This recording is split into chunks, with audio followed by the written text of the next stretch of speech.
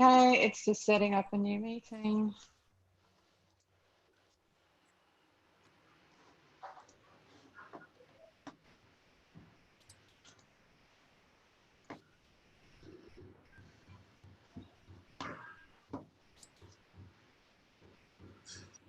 Oh, it says it's live on your page now.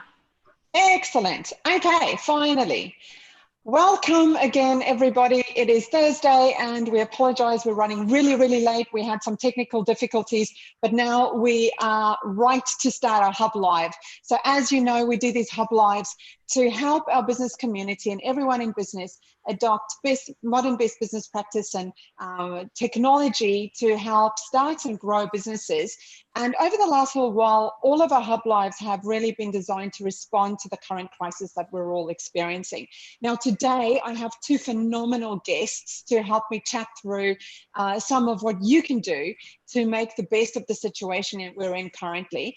And the people joining me on screen is Aaron Birkby and Peta Ellis. How are you? Really good. Thank you for having us. Yeah, tell us a little bit about your business before we start. You go, Peter. Look, we are co-founders of a company called Tribe Global, and we also have Peak Persona, which is a program that we have been running for the last 2 years, which assists individuals to create some valuable routines and structures to enable you to perform at what we call peak, or the best. Set yourself up for the best possible day that you can have. And for founders and anybody in business, this is probably one of the most forgotten parts of running a business, and that's looking after yourself. So we run that through Peak Persona. Tribe Global is a larger umbrella company which incorporates our programs, which is the Peak Persona programs. And we offer a lot of training for groups and teams under that brand. And we offer a lot of tools and toolkits for organizations to be able to manage their people and be able to communicate effectively through times of change, which usually happens on the back of innovation, but also at times like now. How do you effectively engage all of the people within your organization to have that open transparency and to create a lot of trust within your brand and company? Awesome, awesome. Tess, Monique, Colin, thank you so much for joining us today. I'm joined by two phenomenal guests, Aaron Birkby and Peta Ellis, and we're going to be talking about how you can maximize yourself in this time of change. So where should we start? When you said just before that yourself as the business owner is an often forgotten resource, how do we know that that's happening to us? Look, anybody who runs a business knows it's like having an additional child or a child, and it's a huge drain, both mentally and physically. And I don't think it really hits you or understand the impact of that until you've been a few months in, sometimes even a few years in, because humans are quite good at masking all of those red flags that might happen. We tend to put ourselves and our health, our mental and physical health, on the back burner and focus on what's right in front of us. And it could be that you become overly stressed, you have relationship breakdowns, you withdraw from social occasions, and you tend to just prioritize work. And that's so many different areas of work before some of the other really important things, which is friends, family, rest, active recovery, and your close-knit circle of people that are around you. And that can be everyone from family, friends, and also your immediate network as well. Tracy, thank you so much for joining us. We're so excited to be on this HubLive today. So Peter, you just said that sometimes we just respond to what's right in front of us. And sometimes that's a problem, but I think in the current situation, it's probably the right thing to do. Aaron, talk to us about what's actually happening in the world right now from your perspective. Yeah, so I mean, all of us are experiencing change, but well, not actually everyone is experiencing change. For many people, it's business as usual. But what we are experiencing is ambiguity. It's uncertainty. We don't know what's happening next. We don't know exactly what's happening to our customers if we're in business, to our staff, in terms of their personal lives outside of work. Many businesses are massively impacted, but ambiguity is a real killer here. And in times of uncertainty like this, humans just are naturally out of their comfort zone. Humans really like routines and structure. Even someone like me who thrives in chaos still likes to have some certainty. And because of that, this is why things like Peter was just talking about are so critical, because the only constant through all change is ourselves. And the other thing I'd say is that, you know, as much as this is a very unique moment in time with COVID globally, like the fact that we're having a global thing happen to everyone on the planet at once, the reality is there's a lot of people who deal with ambiguity and uncertainty and change every single day. And in that category, I'd put military personnel who are in combat situations, walking into situations where they have no information, no intelligence about the building they're walking into or the town. Equally, you know, some people in law enforcement who are undercover having to deal with these situations, but also entrepreneurs of high growth, new innovative companies that are doing things that they don't even know if they're going to work. They don't know who their customer is and they don't know what's going to happen tomorrow. And the beauty of that is if we study all those people, which is what Peter and I do, then you learn that there's certain techniques, there's certain things that they do every single day. There's habits they have in common. And it turns out they've actually trained themselves to deal with ambiguity really well. And it is all about self. It's actually making you the constant that is always there, always able to rely upon yourself, regardless of what's happening around you. Awesome. So please share those tips and tricks with us. You can't make a statement like that and not tell us what to do. Well, look, a lot of it, of what we focus on in our first program, the number one program in Peak Persona is adulting, you know, basic self-care. And like Peter just said, it's because when we're under stress, we sacrifice the very things that sustain us, like sleep, eating healthily, drinking water, even you know, time with loved ones and quality time and maintaining selves and prioritizing self. So starting with those fundamentals, like if you don't have those fundamentals right, you're on loose ground immediately, you're on quicksand. But then if you take care of yourself, then the next level is a toolkit. So actually bringing in different techniques to optimize your mindset, to transition between modes of action, which has never been more relevant than right now. When we were talking before offline about how we're all working from home, we've got kids at home, we're juggling one moment for me being a dad, the next moment being a co-founder with Peter, the next moment delivering a webinar, and you have to switch context constantly. But you can use things like music, you can use things like a third space to engineer a mood. So a third space for many people might involve doing a morning commute where they walk around their block and back into the house, and it's like, right, now I'm back at work and getting dressed for work. You can see I'm wearing a work shirt, but I'll take this off at the end of the day when I'm with my kids to be back into home mode. But we teach a range of tools. Awesome. So what do you think is the most important thing that we should be doing right now? How do we ensure that we can deal with the uncertainty, but we can also set ourselves up for success physically, mentally, emotionally, but also financially? I think what we are all experiencing is something that people who are in business experience on the daily, and that is because before, if you were employed or you had a business in an industry that was quite stable and secure and didn't go through a lot of rapid change, you can get very comfortable. You adapt to a certain routine, and you know what's coming next. And you tend to operate in that mode where you have an expectation of what is about to happen, and you could settle there, and you don't often look for different ways of doing things, and you don't always look for continual small or incremental improvements or adjustments of what you could possibly be doing to shift and change and adapt, or maybe deliver a little bit more, or focus on better customer service, or faster delivery, or better quality products, whatever it is. Whereas people who are launching new companies have to do this all the time to stand out and to be able to pitch themselves into a really busy market, which is full of competitors, and they need a point of difference to be able to stand out. And they need to be operating at a high level. They need to be having better marketing than before. They need to have better usability, better product, better price point. So normally, new innovative companies have to do this to cut through, and it leaves everyone else on the back burner wondering what just happened. Whereas now we're in a point of time where every business has to look at what they're doing and how they could possibly improve, shift or change or future-proof their operations and their people and the way that they think, just like new businesses do. So we've had to go through a forced reinvention of the way that we do things. And a lot of that is harnessing what you already have. So if you already have customers, how are you speaking to them? Have you brought them in close? Have you actually listened to their problems and pain points, even if they've been very happy? And we often tend to rely on people, and we become complacent that we have a really good community that we're speaking to, a really good group of customers, that our business is operating at a nice level, but we haven't looked at how we can possibly make those incremental improvements or changes, which now we have to more than ever focus in on those key points of difference, because this, if anything, this highlights things can change in an instant and we can't settle on what we knew to be the normal. Previously, things change rapidly, and it will allow us to look into obviously different areas of operation.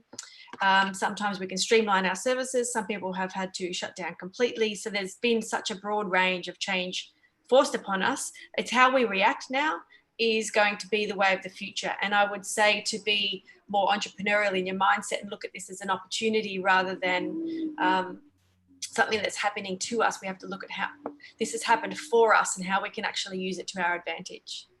Yeah. Okay. Matthew, Dean, Kim, thank you so much for joining us.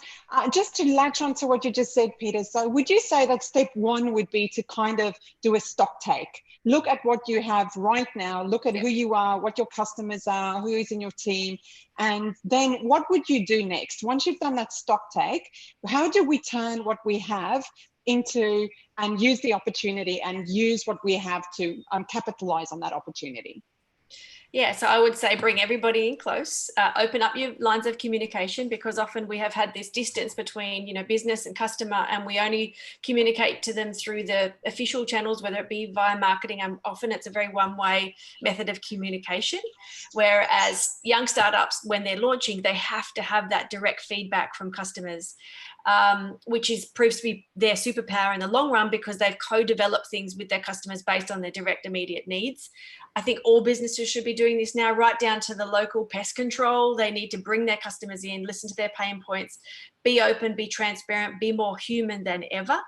Empower your people to come up with ideas, empower them, give them all the toolkit they can possibly have access to lead the company in different ways, and don't always just be led from the top down, and open up all channels of being able to improve and change the business.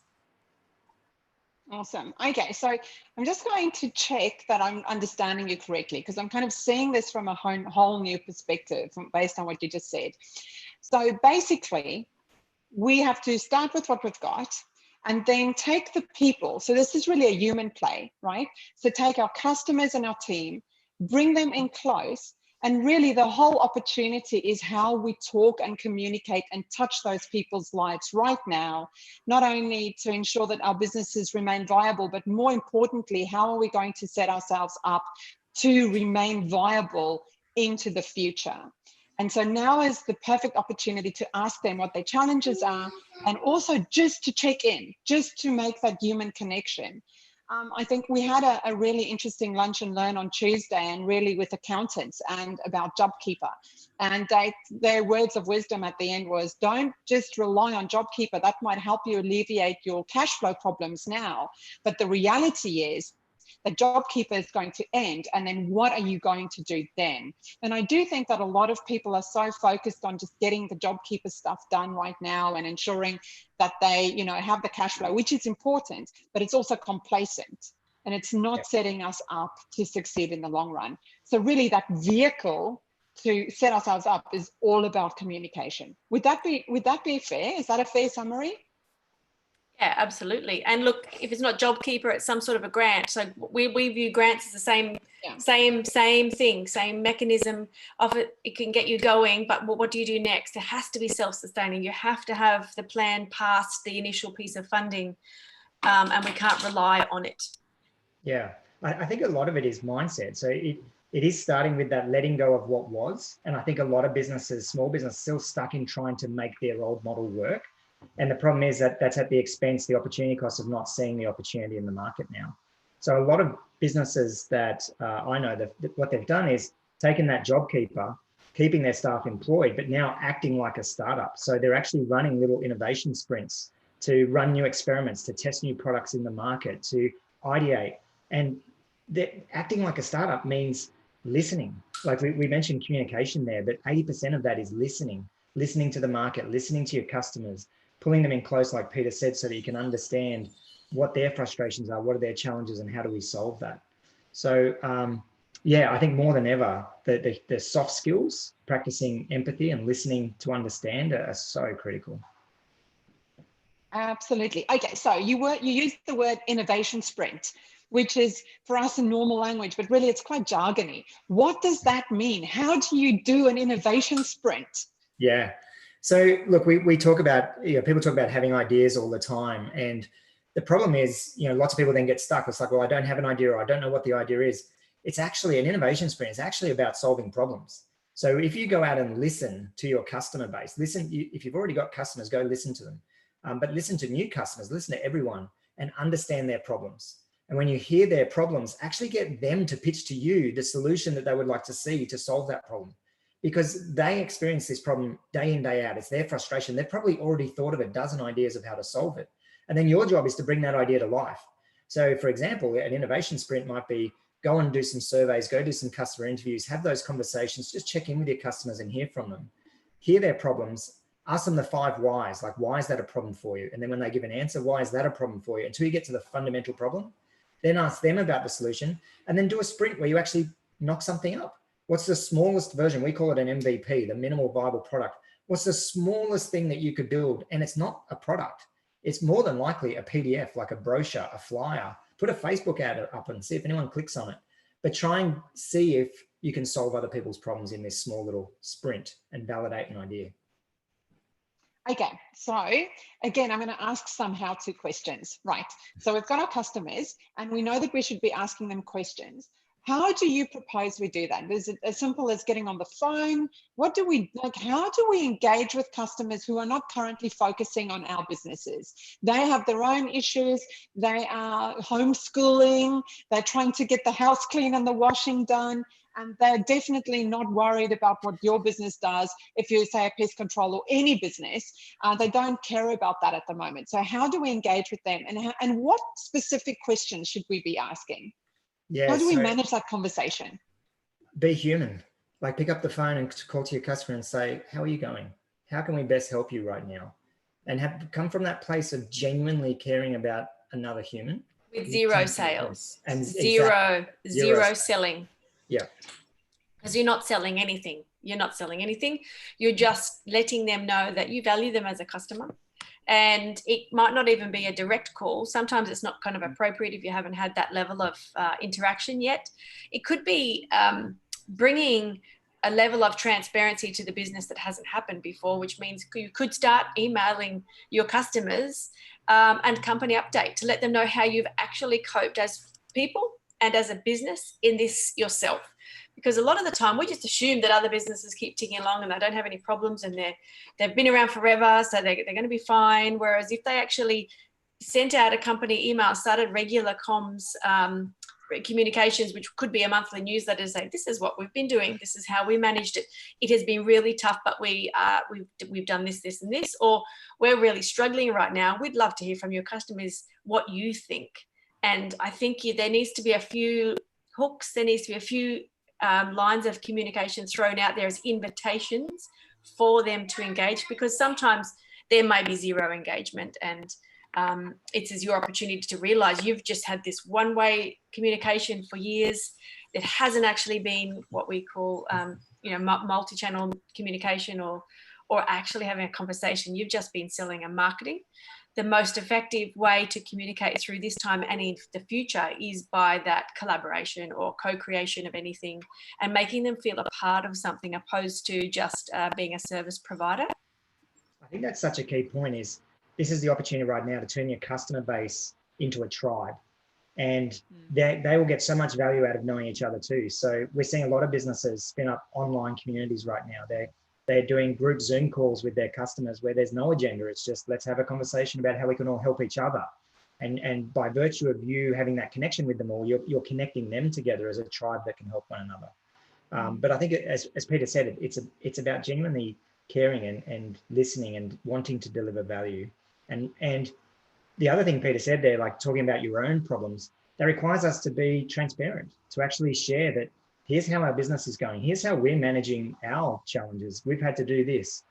Here's where we're at. And that opens them. It creates a safe space for them to have conversations back with you from that same vulnerable position. Hey, Daniel. Hey, John. Thank you so much for joining us on our HubLive. So, Aaron, what if that position is really bad? What if you're actually really struggling and things are really not good? How authentic should you be in these conversations? 100% authentic. So look, and I'm speaking from an experience base here where I've got this wrong. So I've had multiple businesses go through 2 GFC events. And I remember Christmas one year, I had my team there. We were having an end of year party and all the team members were talking about their life. And one was about to have a child, one just bought a house. And I remember we had about $5,000 in the bank account. And we looked at each other and it was just this, I don't know how we're going to make payroll next month. And we had no clue how we were going to generate revenue over the holiday period and pay our staff and keep our staff. And we didn't share any of that with them. Instead, we went massively into debt to carry payroll for a period of time. But I know so many other founders and friends who run companies who did the exact opposite. They took those moments as a way to actually transparently share the worst of it. And what they found was they built highly bonded teams that actually, that sense of being trusted, that sense of being part of the tribe, not a boss employee, but shifting the relationship from vertical to horizontal, where suddenly you're treated with respect and you're trusted with this information, creates a more bonded, connected relationship. It's a much deeper relationship. And through that, it's actually an opportunity to get better connected, to make your staff and customers more sticky to the organization. So 100% transparency all the way. And that's hard. That's really hard to do, especially when you're also grappling with the reality yourselves of being in the same position, and you don't even want to admit to yourself sometimes that you're in that position, let alone letting everybody else know, because you feel you have this role to play of being the business owner or the boss and carry everybody. But you'd be surprised as well who actually then does rise to the occasion or change their way of thinking. And it does highlight in the team who is extremely connected to the purpose and the mission, who are willing to stick through it or perhaps come up with some alternate solutions, because we all know once you get weighed down by a lot of problems, and you can go into a dark place and you're not in your creative flow, you can't come up with your best solutions or answers at that point in time, so you're not operating at your best self. So inviting the external opinions, opportunities, solutions in can be a lifeline at that point in time and open it up. And look, let's face it, anybody who's in the business are going to know just as much as you do and could possibly know some realistic solutions on how you can shift and change. We've seen companies whose employees choose to voluntarily go on unpaid leave to take some of the pressure off without being told to, and they've chosen to make that a possibility. Other people have come up with some great ideas which have created a whole different revenue stream, but they would never have put the idea forward because the invitation to get involved at that level didn't exist before. So there's so many different ways it can go, and it's very difficult to do, yet you've got to look at your alternative, and your alternative is to deal with it on your own privately, and maybe have to shut down or maybe have to lose really good staff. So your alternative isn't that great either when it gets to that point. So you've got to look at what the positives that could possibly come out of that situation. Okay, so basically 100% authenticity helps with your team and also with your customers. You should be that authentic with your customers also. Yeah. Yes. Excellent. Yeah. So when I mentioned before, sending out company updates is something that we encourage startup to do from day one, is send out a monthly update on how the company's tracking, and that would include everything. So your advisors, most people who even operate on their own think I don't have a team, but if you consider your accountant, your financial advisors, any mentors that you may have, your lawyers, they are a part of your team essentially. And when you are sending monthly updates, or eventually if you end up getting someone investing in the company, you would be sending these updates to let them know where you're at. It highlights how you can operate as a business owner, how you think, how you respond, what your plans are. And you just never know where your next lifeline may come from. And it's we've seen it as well, where somebody from that closed network has been watching the company for a while, has an interest in you as a founder or a business owner, likes the way you operate, knows you're going to get out of this, knows this could be a tough time, and it could be something that they offer could be a short-term loan, it could be an earlier investment than you planned. Who knows? You never know where some of that support is going to come from, but you have to put yourself out there enough to give yourself half a chance to let them know. Awesome. Love it. Hey, Ben, thank you so much for watching. I'm here with Aaron and Peter, and we're talking about how you can maximize this opportunity and deal with the uncertainty that exists in the environment right now. So one of the first things we mentioned was that you really need to look after yourself and ensure that you have enough structure in your day so that you have some structure in this more chaotic environment that we have now. Really simple things like good sleeping well, eating well, drinking water, and getting dressed for work, which I know is an issue for some, and upholding those basic standards. And then secondly, from a business perspective, really to take stock of who you have in your business and really see this as an opportunity for connection, for human connection. I watched a session with Peta and Aaron a couple of weeks ago, and you made a comment which I wrote down and I thought was quite profound. And it's that any human interaction will always outweigh any sales and marketing effort you can ever do. And so this is the time where we can connect with our teams and with our customers. So basically take stock of who you have, make little lists of who are your advisors, who are your customers, who's close to you, who are your friends, and then start communicating with them and do it from an authentic place. And then ask them, especially your customers, what challenges are you experiencing right now? And how can we help you solve those challenges without necessarily a sales agenda? And then after that, you can progress that relationship and do a transaction, because ultimately that's where we have to go. We have to transact in business. That's really important. That's what's going to get the Australian economy going again at the end of this pandemic. Yeah. And there's a quote, and I can't remember the lady's name who says it, but people don't remember what you say, they remember how you make them feel. And in this moment of, for many people, experiencing crisis, but even if they're not and it's just ambiguity, how you make them feel will be remembered. And this is the season for sowing the fields, right? Like we actually, there's a time to harvest that'll come later. But people always want to do business with their friends. It's much easier to keep a customer where you have a friendship than that's just being seen as, well, I can just go to another company and get XYZ service. So the world that we work in, Peter and I, with startups, I mean, this is what they aim to do every day. But it's really fascinating for us watching traditional businesses that have been spoiled by the luxury of complacency, of always having an endless supply of customers. Now you're suddenly getting this better customer experience. And many of you may have felt this. I've got a Sparky coming to the house tomorrow, and I've never had better customer service than right now. It's like, why did it take a crisis for this to happen? Why wasn't this just the normal that was always there? And I think this is the opportunity for us actually to shift how we do business and bring it back to core human values and treating each other with respect and really being there to deliver value to others. Yeah, and it's the open, clear, transparent communication is the new form of marketing for the future. Because if you can build a community around any business, and that includes tradies, it includes any sort of service-based environment, it includes product, people want to know who the humans are in the business. And the only way to do that is to bring them in, let them know what you're doing, why it is you do what you do, where you get your stuff from. Are you ethical? Are you sustainable? Where's your price point come from? Like to be more open and transparent is going to be the way of the future on how we actually build trust in our brand, and eventually people will buy from who they like and what they stand for. But the only way you can do that is by putting down the barriers and bringing people in, because if they believe in you and where you're heading, they'll end up buying whatever it is you have to sell or offer because they believe in you as people first.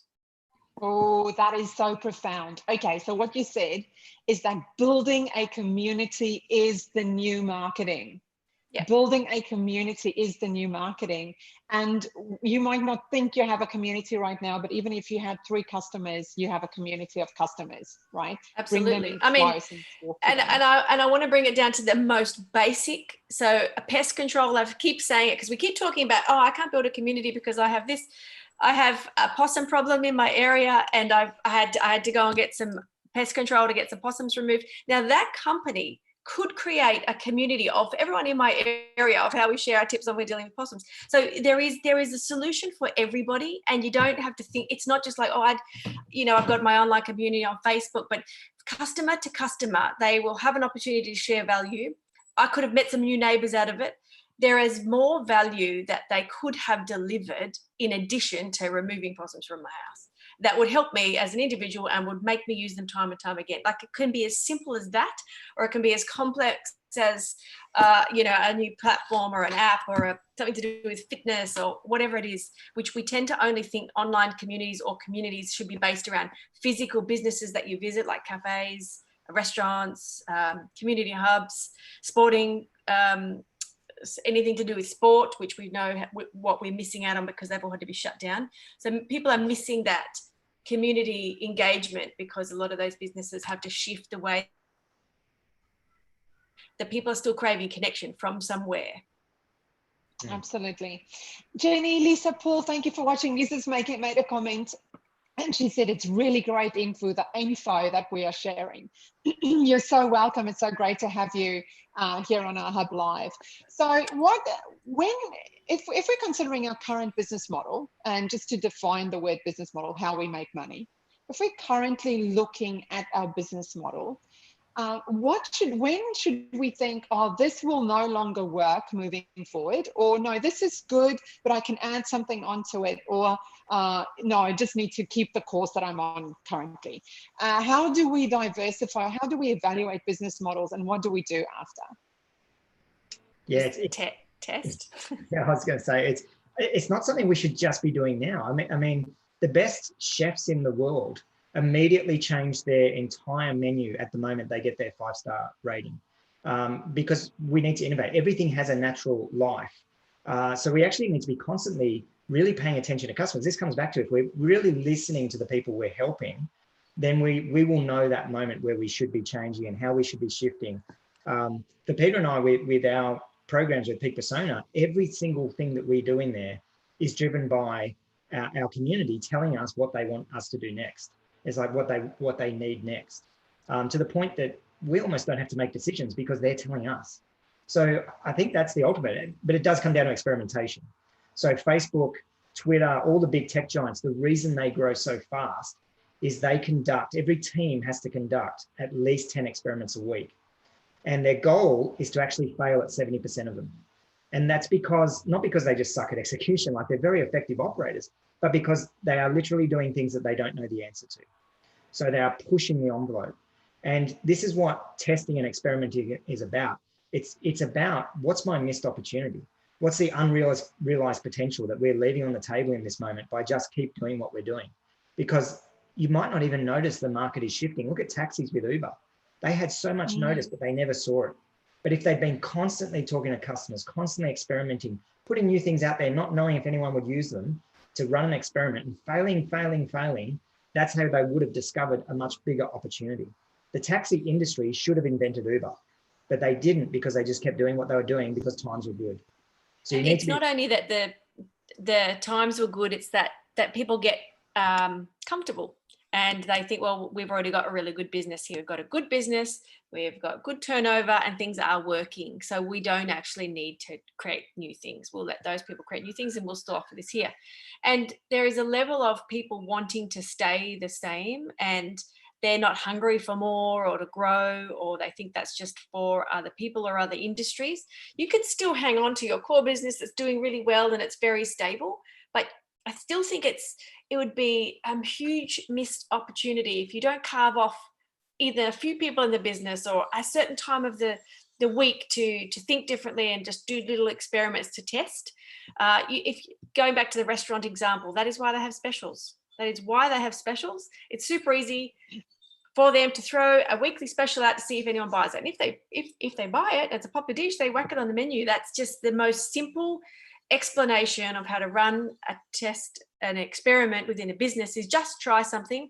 You don't have to go and change your entire operation and spend thousands of dollars developing something. It's just run little tests, put it in front of people, see if they say yes, no, uptake or whatever, and let that be your guide. But you can't do that unless, like we said before, you've got that trusted community or the open lines of communication, and let them know that you really want the feedback, not just a rating on some app on how they engage with you, but like genuine feedback. And they only will do that once they feel safe, they feel encouraged to do so, and the fact that you welcome anything that comes in the door, good, bad, or otherwise. Awesome. Zach, Ron, Brendan, Simon Lever, thank you so much for joining us. I'm here with Aaron and Peter, and we're discussing, at the moment, we're discussing how to evaluate your business model and when should you be doing that. And really, you should be doing that all the time. I just want to read Simon Lever's comment. Business as usual is the bigger killer when change is needed. Absolutely right. I think that summarizes exactly what Peter was just saying. Absolutely. But change is needed all the time, really, right? Change is needed. Yeah. Well, the potential change is needed. You should experiment all the time. All the time. And look, it doesn't have to be huge. It can be just little tests. It can be, you know, set it with your staff is to come up with a new idea a month and just chat about it. And they don't always have to be implemented, but you're embedding a culture of opening up new ways of doing things, and you can embed that in your culture of your customers as well. And it's a way of thinking, and it's the ability to shift and change. And if you can make those little 1% incremental changes, it can make a huge difference over a year. Yeah. One thing that's really critical there is often we don't recognize we're in business as usual thinking when we're stuck in that mode. So as business owners, we might have a time where a staff member, you know, pitches an idea. I think we should do this. And the business owner, because they have those decades of experience, they're more experienced than the staff member, will dismiss it and go, no, that's a stupid idea. It won't work. We're not doing it.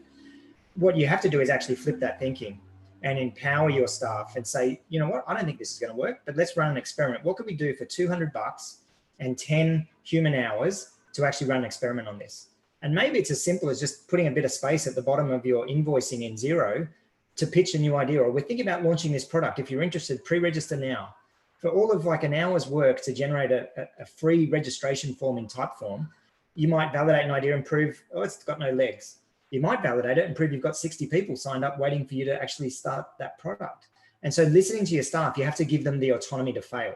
You have to give them the freedom to fail, and failure shouldn't be punished. Every failure should actually be celebrated as a lesson you learned from it. It's like, okay, great. We've now just upskilled our team because we've gone through this experience of validating something. We just had an idea and validated it within 3 days for less than $200. Let's celebrate that. What can we learn from it and go again? And you want to do that over and over and over and over all the time. Plus, there's also the diversification within your business of what else could you do with the knowledge that you have or access to things. You know, you've got individuals, so hairdressers, makeup artists, massage therapists, who all of a sudden in this recent period were completely wiped out because there was no human contact allowed. And this will go on for months. So if you have knowledge that you could have shared and perhaps thought about, well, I already know these things, how could I give online tutorials? And of course, every hairdresser could have definitely got a customer. I would have loved to know how to cut my kids' hair properly. Or, you know, anyone who has a physical therapy practice could definitely have valued knowing how to deliver sessions online to some of their clients better. And we now are opened wide into the opportunities and the need to diversify our offering. Even if you don't use it on an everyday basis and it's not your core business, knowing that you could go into a different area, how can we harness the power of online connectivity for future things? This is not the only time this is going to happen. And I think we really need to look very, very broad in how you can run your business. Okay, so we have a question. To Peter, how would you suggest to do this if you have a fashion brand? Depends what to do this was. I'm not sure what I think context. It's a little while back in our conversation when the question came up. I think maybe about running experiments. I think that's from Jade. Yeah. Jade, if you could just let us know if that's what it's about, running experiments. How could you run experiments if you had a fashion brand?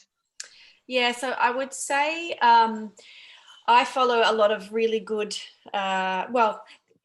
basically with fashion, it depends who you can get your products in front of and to be worn by in terms of influencers to get the larger audience. But also, if you're a brand who are actually either importing the products from somewhere, making them yourself and selling them, talking directly to your customers to know what their problems are. Is it access? Is it specific styles? Is it sizing problems that they're experiencing? Like, how could you actually set yourself apart as a fashion brand from everyone else? Because mostly it's to do with style. You have a certain look that you follow, and you follow those brands because you like the cut, you like the designs, you like all of the marketing that it represents and makes you feel a certain way. People wear brands to be part of a tribe. They want to wear that brand because they are now part of this group who look like this and they interact like this. So I think depending if it's a brand that you're creating or you're importing, it would be, how can you create the best brand ambassadors and the best experience for your customers who are now using and wearing part of that brand as well? So for Jade, I know that she has accessories. So would you suggest that she starts with her current customers and just ask those questions, connect with her current customers, and also go for influencers? Is that essentially what you're saying? Yeah, I think so. There are a lot of independent or indie designers that I follow, and I like the uniqueness. I like the individuality. I like the story behind it. I love getting to know the person. I love knowing that things could possibly be created in small, unique runs that aren't going to be the same as everybody else. And being able to tell the story on how these things came about, plus also profiling your customers. Where are they from? Who's wearing them? Who's using them? How are they buying them? And give the power back to the customer, empower them to tell their story on all of that, I think is a great way to engage your customers in that space. Yeah, I think people want a feeling, right? Like with all of these things, almost regardless of the product, they want a feeling that comes with it. And Peter used to do a lot of PR work with exactly those sorts of businesses. And it was a lot about the founders telling their story and the customers telling their story. So other people then were able to relate. And it's like, well, I want that feeling, or now I feel that, now I want the product. And it just comes back again to that human element, really bring it back to the human connection piece. Yeah, I did. Thanks for the reminder of that PR piece. I did actually used to do PR for some jewelry, but it was all storytelling. It was all storytelling in terms of where some of the gemstones came from. And for me, I buy very unique jewelry. I'm not a big jewelry wearer, but I do if it has meaning or if it's come from somewhere. One of my most favorite pieces is a small shop that I got from somewhere in Darwin, because I know that the pearls came from there, and it was hand pressed silver from a local artist, because the story means something to me. And if I had a connection to that brand, I would love to be able to be showcased as a customer of that brand on their social media and be able to tell my story, because people like to feel, like I mentioned before, that part of a tribe, that there's another dress brand out of WA, and most people buy it because they love the founder and how she wears it. Now she's a plus size woman who has created something that is perfect for bigger women, and it's just very empowering. Forget what she's actually wearing, it's more the empowering piece and the storytelling, and she showcases her customers from everywhere, and she has a really good following because of that. Wonderful. Jade says, thank you very much. That's perfect. Excellent.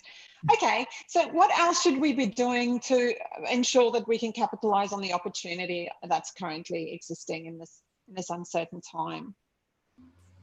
Yeah, I think it's interesting, right? Here in Australia, we're coming almost out of this phase now. And I actually have a bit of a counter opinion on this. I actually think this could harm us economically in the long term. And I say that because I think moments like this, adversity, where we're all caused to actually have to pause and rethink and innovate and do all these things we've been talking about, are where some of the best ideas come up.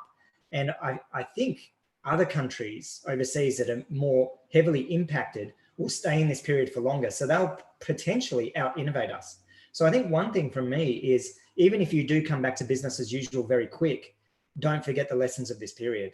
Like, you need to embed innovation now as standard thinking. Peter and I do a lot of work with the Queensland University of Technology. Peter also with Ipswich Grammar School, but it's all about teaching entrepreneurial skills, because now more than ever, thinking like an entrepreneur is the most critical skill you can actually develop. Like your emotional skills, your soft skills, but this ability to solve problems and bring ideas to life. So as a business owner, I think instilling this moment of time into the DNA of your company or your business, just to perpetually innovate constantly think of the new next idea, so that you are so used to dealing with change that whatever happens externally isn't a deal anymore. You're just a change maker. You're not just a recipient of change. Yeah, I like that. You're actually creating the change within your business constantly, so that you never get blindsided by big external change. John Cook, thank you for joining us. John says hi to everybody on the live, and hi to Aaron and to Peter as well.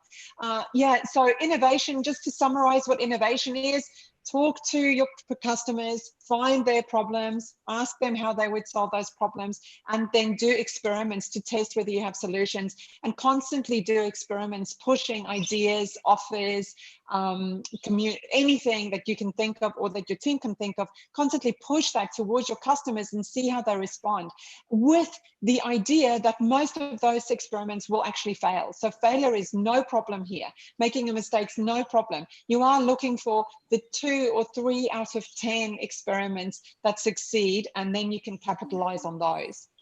Would that be a fair summary of innovation? Yeah, like the lessons. So those 70% that fail, what you learn from that.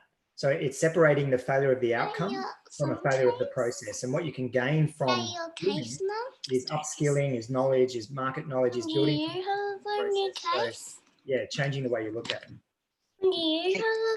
Excellent. I love, Peter, how we can hear your son or your child talk. Listen, I know it's the reality of the situation. What I would like to say is, for any other parents out there, this has made it very acceptable to be able to work and have your kids at home and get interrupted and show up, showing whatever, presenting yourself however the day turns out, and making that okay. So I would like to thank COVID for bringing a little bit more reality into our lives, so we don't have to turn up looking bloody perfect and shiny all the time, because you know what, as we know, life is not like that. We have a toddler who's thirsty right now and needs to come and ask me a question.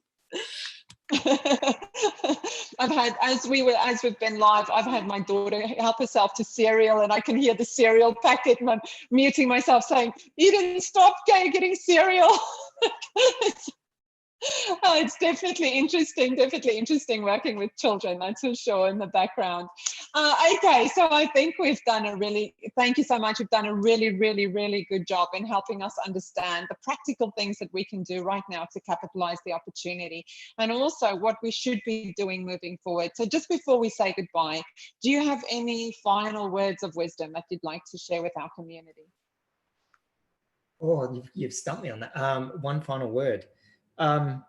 Look, I think one thing is just let go of expectation and comparison, and just do what you need to do to survive this, and do it knowing, like Peter was just saying, like do it knowing that things are going to be messy right now, and messy is actually okay. Chaos and messy is okay. And don't worry about the expectations of others and comparison to others. Do what is necessary to survive, and then flip that mindset into seeing the opportunity and really thriving from it. Awesome. Peter, from you? Yeah, I would just say to, just to bring more human to whatever brand it is that you have or that you are creating, and don't always have this perception of what you think people want to see or how they want to see it. And keep asking, create really open, a clear feedback loop, so that people can reach out to you, they can ask questions, and that you can deliver information in lots of different ways. So we always have a preconceived idea of how people like to be communicated to, marketed to, sold to, but sometimes you need to go across all channels in lots of different ways to then find out what sticks. And not every business is their channels aren't on social media. They could be very traditional businesses. They could be phone calls, which nobody really does anymore, so that does set you apart. It could be actually going back to mailing, like direct mail campaigns. So I think don't always perceive I need to be on social media, I need to have these profiles, I need to do this, and this, and then we get weighed down on all the to-dos and we end up doing none of it. I think you need to test lots of things, the communication channels, see what works, see where your customers are hanging out, listen to them, and just bring everybody in a little bit closer. That's excellent. So if people wanted to connect with you, how do they do that? Where should they go? So we have, well, they can contact us on email. We are on social media. My biggest social media channel, or one that I frequent the most, is on Twitter. I'm at Ellis Peta there. You can find me on LinkedIn, Peta Ellis. Peter@tribeglobal.com.au is my email. Aaron, yours? Yeah, so pretty much the same, just aaron@tribeglobal.com.au, and Twitter, Aaron Birkby is the handle. LinkedIn, pretty much anyway. We're both reasonably public, searchably wise, so just hit us up. And you have a program coming up, or that's just finished? How can people join your Human Accelerator, which really is the flagship program that you have, right?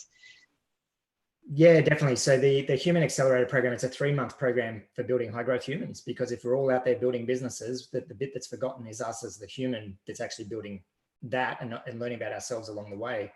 So it's a 3-month program. It kick off June 30. Very soon we'll have a registration page up on the site where people can pre-register. But in the interim, we actually have our next 14-day shift program kicking off this Sunday. Actually, there's a cohort that's already started to form, and that's 14 days of just adulting, just getting the basic fundamentals of your life back in order, and that's the starting point. So that'll be. And in addition to that, in addition to the program and what you learn, what we find is the most powerful thing about our programs is the connections people form with the other members who are doing the program with them. So they end up forming these really tight bonded cohorts of people who have gone through the program. They have similar experiences. They have like-minded thinking. And we have seen people go on to do some pretty awesome things, even in the last 2 years that we've been sort of watching and tracking their progress. So that's really powerful. That's excellent. And if people are interested in joining your 14-day program, how do they link with that? Yeah, so just jump on peakpersona.com. So peakpersona.com, no .au on that one. And jump on the programs page, and there's just a registration page there for the 14-day shift. Brilliant. I think we might be posting that in the links below as well. Perfect. It's posted in the comments. Brilliant. Aaron, Peter, Tribe Global, thank you so much for joining us on our HubLive today. It's been a real honor connecting with you, and thank you for sharing your insight, your wisdom, and your knowledge with us at the Smart Hub and also with our broader community. Much appreciated. Hope you have a really good afternoon and a good long weekend. Awesome. Thank you. Thank you so much for having us. Thanks. Bye.